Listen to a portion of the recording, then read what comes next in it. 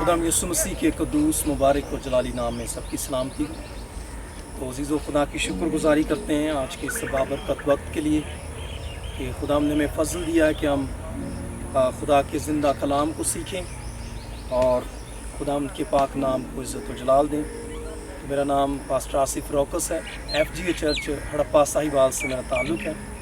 तो आइए हम खुदा की हज़ूरी में अपने सरों को झुकाएं, दुआ करेंगे आज के कलाम के लिए। खुदावंद से मदद और रहनुमाई मांगो। खुदावंद रब्बुल अफ़ाज ज़िंदा आसमानी बाप, हम तेरी शुक्रगुजारी करते हैं इस अच्छे और बाबरकत वक्त के लिए जब तूने ये फ़ज़ल दिया कि हम तेरी पाक हज़ूरी में तेरे पाक कलाम को सीखें, तेरे पाक कलाम पर ध्यान ज्ञान करें। सो खुदाम तू हमें अपने जलाल के लिए इस्तेमाल कर, ताकि आज के इस कलाम के वसीले से, इस पैगाम के वसीले से सुनने वाली देखने वाली तमाम ज़िंदगियों को पर खुदाम तेरी कसरत की बरकत आए। अपने खादिम को अपने जलाल के लिए इस्तेमाल कर, खुदामद यसु मसीह के नाम से आमीन। तो खुदाम के मुक़द्दस कलाम में से हम देखेंगे मुकाशफा की किताब, उसका 5वां बाब और उसकी 9वीं आयत से 14वीं आयत तक खुदा के कलाम में से पढ़ेंगे। यहाँ पर लिखा है, और वो ये नया गीत गाने लगे कि तू ही इस किताब को लेने और उसकी मोहरें खोलने के लायक है, क्योंकि तूने ज़बा होकर अपने खून से हर एक कबीले और अहले ज़बान और उम्मत और कौम में से खुदा के वास्ते लोगों को ख़रीद लिया और उनको हमारे खुदा के लिए एक बादशाही और काहिन बना दिया, और वो ज़मीन पर बादशाही करते हैं। और जब मैंने निगाह की तो उस तख्त और उन जानदारों और बुज़ुर्गों के गिरदा गिर्द बहुत से फरिश्तों की आवाज़ सुनी, जिनका शुमार लाखों और करोड़ों था, और वो बुलंद आवाज़ से कहते थे कि ज़बा किया हुआ बर्रा ही कुदरत और दौलत और हिकमत और ताकत और इज़्ज़त और तमजीद और हम्द के लायक है।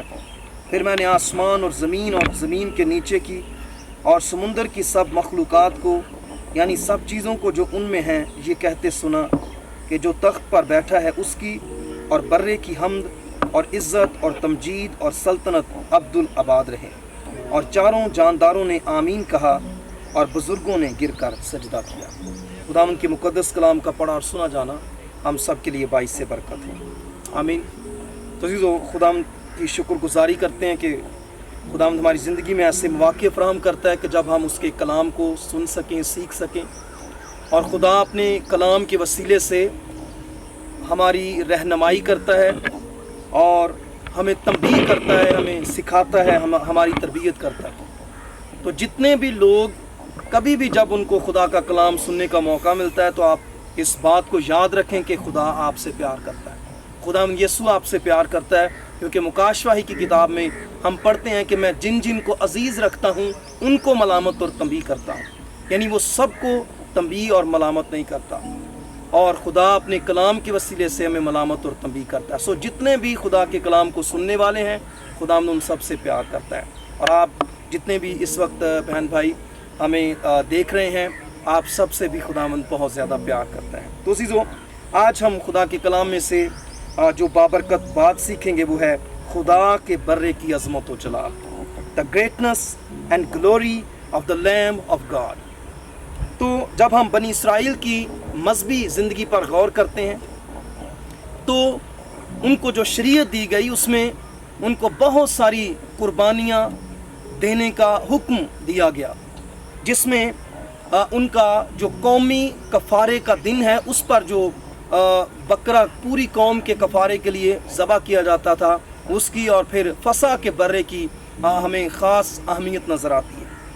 तो ये जो कुर्बानियाँ थीं वो बनी इसराइल में गुनाहों की माफ़ी के लिए और खुदा की खुशनुदी और उसकी आज़ादी पाने के लिए ज़बह किए जाते थे। और इन कुर्बानियों का इनकाद उन कुर्बानी चढ़ाने वालों को हर साल करना पड़ता था, और इनसे जो हासिल होने वाले फ़वाइद व बरक़ात थीं वो भी महदूद मुद्दत के लिए होती थीं, आर्जी नौयत की होती थीं। तो खुदा ने गो खुद ही इन कुर्बानियों का हुक्म दिया, लेकिन खुदा का असल मकसद बनी इसराइल को और सारी दुनिया को असल और हकीकी और कामिल कुर्बानी के लिए तैयार करना था।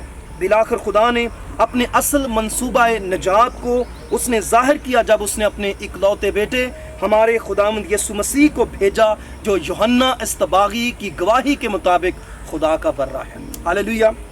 सो आज हम खुदा के बर्रे की अजमत और उसके जलाल के बारे में सीखेंगे कि वो किस तरह से दूसरे तमाम जो बर्रे हैं, जो बकरे हैं और जो कुर्बानियाँ हैं, उनसे किस तरह से वो आला है, अरफा है और बालातर है।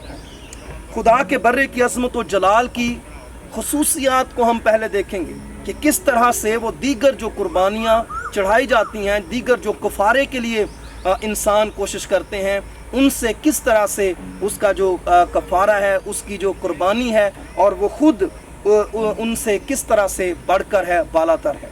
इसमें पहली बात कि खुदा का बर्रा वो है जो खुदा का बर्रा है। यही सबसे इसकी बड़ी बात है कि वो ऐसा बर्रा है जो इंसान का बर्रा नहीं, यानी वो ऐसा बर्रा नहीं जिसको इंसानों ने दिया। इंसान जो बर्रे पेश करते थे वो अपने वसाइल में से पेश करते थे, लेकिन खुदा के बर्रे की अजमत और जलाल ये है कि वो खुदा का बर्रा है, यानी उसको किसी इंसान ने नहीं बल्कि उसको खुदा ने भेजा और उसको खुदा ने दिया है। इंसान चूँकि खुद भी महदूद है और गो खुदा ने उसको तख्लीकी काम करने की हिकमत दी है, लेकिन उसकी तख्लीकात जो हैं, उसकी बनाई हुई चीज़ें भी वो भी महदूद नौयत की होती हैं। और खुदा चूँकि खुद कामिल है, इसलिए उसकी चीज़ें, उसकी तख्लीकात वो भी कामिल हैं, और ख़ास तौर पर जो उसने बर्रा फराहम किया है वो बर्रा भी वो कामिल है। हालेलुया। और दूसरी बात, खुदा के बर्रे की अज़मत और जलाल ये है कि खुदा का बर्रा अज़ली है। अज़ली का मतलब होता है जिसकी ना कोई इब्तिदा है और ना जिसकी कोई इंतहा है, यानी वो हमेशा से हमेशा तक रहने वाला है। मुक़द्दस पतरस रसूल अपने पहले ख़त में पहले बाब की 18वीं से 20वीं आयत तक वो बयान करता है कि उसका इल्म तो बनाए आलम से पेशतर से था, लेकिन ज़हूर तुम्हारी खातर इस ज़माने में हुआ। यानी खुदा का बर्रा जो है वो अज़ली है, अज़ल से ही, यानी जब इस दुनिया की, इस कायनात की कोई बुनियाद भी नहीं पड़ी थी, तब से खुदा का जो बर्रा है वो मौजूद है। और उसने जो कुर्बानी दी है वो भी उसने अज़ली रूह के वसीले से दी है। इब्रानियों का ख़त उसका 9वां बाब और उसकी 14वीं आयत को पढ़ें तो वहाँ पर हमें पता चलेगा कि किस तरह से खुदा के बर्रे ने अपने आप को अज़ली रूह के वसीले से खुदा के सामने बेऐब कुर्बान कर दिया।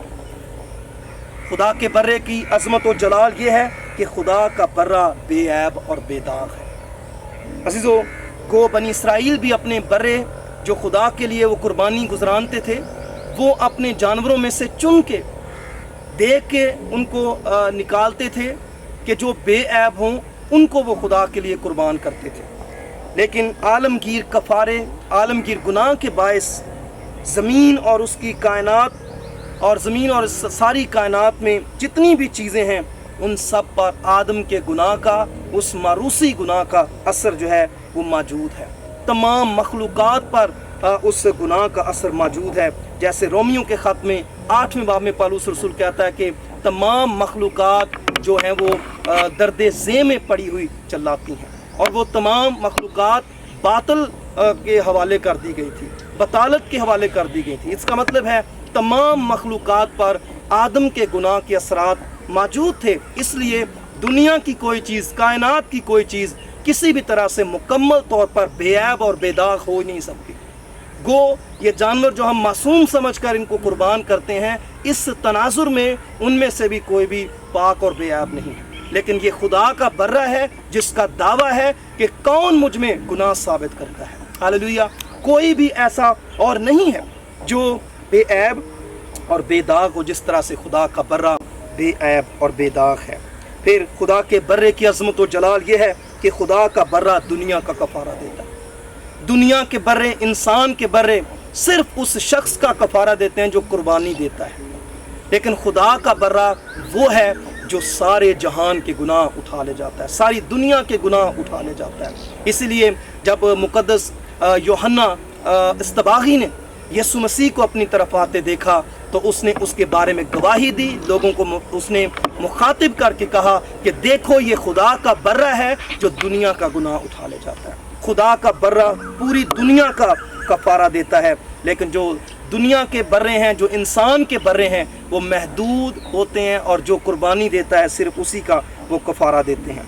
اور میرے عزیزو یوحنا اپنے پہلے خط میں دوسرے باب کی پہلی 2 آیات میں ہم اس کے دیکھ سکتے ہیں، اس کے خط میں وہ وہاں پر بیان کرتا ہے کہ اول تو ہم گناہ کریں ہی نہ، لیکن اگر ہم میں سے گناہ ہو جاتا ہے تو خدا کے پاس ہمارے لیے ایک شفاعت کرنے والا، ہمارے لیے ایک ایسا شخص موجود ہے جو نہ صرف ہمارے بلکہ پوری دنیا کے گناہوں کا کفارہ ہے۔ سو عزیزو، جو خدا کے برے کی عظمت و جلال ہے وہ یہ ہے کہ وہ دنیا کا کفارہ دیتا ہے، وہ دنیا کا گناہ اٹھا لے جاتا ہے۔ پھر خدا کے برے کی عظمت و جلال یہ ہے کہ خدا کے برے کا خون بیش قیمت ہے۔